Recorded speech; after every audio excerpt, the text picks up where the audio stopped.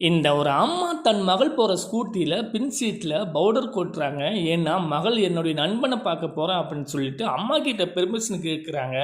ஆனால் இந்த மகள் அடிக்கடி இந்த மாதிரி பொய் சொல்லிட்டு போகிறதுனால ஒருவேளை யாரையும் காதலிக்கிறாங்கன்னு சந்தேகப்பட்டு இவங்க இந்த மாதிரி பண்ணுறாங்க. சரி நீ பார்த்து போயிட்டு வா பத்திரமா அப்படின்னு சொல்லி அனுப்பி வைக்கிறாங்க.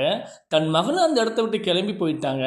அப்புறமா கொஞ்ச நேரம் கழித்து மகள் வர்றதை பார்த்துட்டே இருக்காங்க. அவங்களும் வந்த பின்னாடி அந்த பின் சீட்டை பார்க்குறாங்க.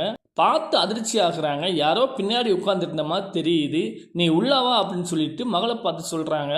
அவங்களும் உள்ளே போகிறாங்க. அப்புறமா அந்த அம்மா சோபாவில் உட்காந்துக்கிட்டு புலம்பிட்டு இருக்காங்க. என்னுடைய மகள் ஏன் இப்படி பண்ணுறா, யாரையும் காதலிக்கிறா போல தெரியுது அப்படின்னு சொல்லி புலம்பிட்டு இருக்காங்க. அந்த நேரம் பார்த்து அவங்க வீட்டு வேலைக்கார வர்றான். காலையில் இருந்து ஏன் நீ வேலைக்கு வரல, இவ்வளோ வேலை பாக்கி இருக்கு, ஏன் ஒரு வார்த்தை கூட சொல்லலை அப்படின்னு சொல்லி கேட்குறாங்க. இல்லை மேடம், அம்மாவுக்கு உடம்பு சரியில்லை, அதான் ஹாஸ்பிட்டலில் கூட்டிகிட்டு போய் பார்த்துட்டு வீட்டில் விட்டுட்டு வர்றேன் மேடம், அதான் லேட் ஆயிடுச்சு அப்படின்னு சொல்கிறாங்க. போய் சீக்கிரமாக சமையல் பண்ணுற வேலையை பாரு அப்படின்னு சொல்ல அவனும் சரி அப்படின்னு சொல்லிட்டு போகிறான். அப்புறமா இந்த அம்மா எதிர்பாராம அந்த வேலைக்கார பையனை பார்க்குறாங்க. உடனே அவனை பார்த்து அதிர்ச்சி ஆகுறாங்க. இந்த அம்மாவும் உடனே அந்த வேலைக்காரன பையனை பார்த்து ஒரு செகண்ட் வெயிட் பண்ண அப்படின்னு சொல்லிட்டு அவனை கூப்பிடுறாங்க. அவனும் வர்றான். என்னம்மா அப்படின்னு சொல்லி கேட்குறாங்க.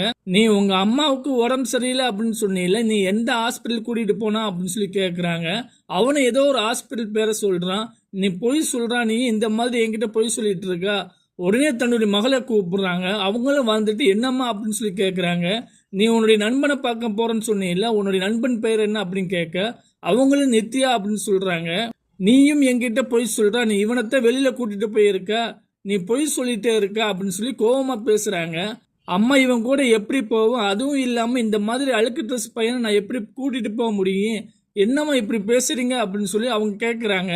அப்பதான் அந்த அம்மா சொல்றாங்க, நீ என்கிட்ட மறுபடியும் பொய் சொல்லிட்டு இருக்க, நீ திரும்பி நில்லு அப்படின்னு சொல்லி அந்த வேலைக்கார பையனை பத்தி சொல்றாங்க. அவனு திரும்பி நிக்கிறான். இந்த பவுடர் இவனுக்கு எப்படி வந்துச்சு, ஒன் ஸ்கூட்டி பின் சீட்ல நான் கொட்டின பவுடர் இவனுக்கு பின்னாடி எப்படி வந்துச்சு அப்படின்னு சொல்லி கேட்குறாங்க. அம்மா நான் ஒரு பணக்கார பெண், இவன் கூட எப்படிமா போவேன், நீனா யோசிக்க மாட்டியாமா அப்படின்னு சொல்லி தன்னுடைய மகள் சொல்றாங்க.